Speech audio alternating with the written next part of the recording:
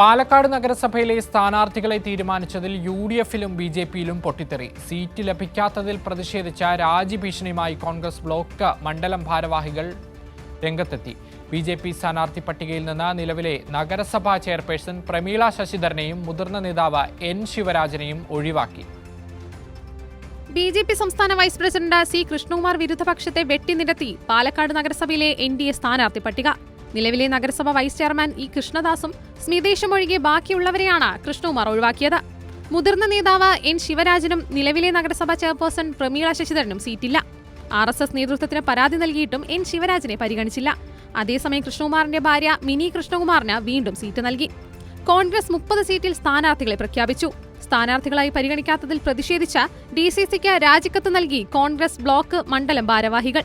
Palakkad block Congress പ്രസിഡന്റും 4 മണ്ഡലം പ്രസിഡന്റുമാരുമാണ് രാജിക്കത്ത് നൽകിയത്. ഷാഫി പക്ഷത്തുള്ള ഭാരവാഹികളാണ് രാജ്യഭീഷണിയുമായി രംഗത്തെത്തിയത്. പ്രസിഡന്റുമാരെ സ്ഥാനാർത്ഥികളായി പരിഗണിക്കേണ്ടെന്നാണ് VK ശ്രീകണ്ഠന്റെയും A തങ്കപ്പന്റെയും തീരുമാനം. കൈരളി ന്യൂസ്, പാലക്കാട്.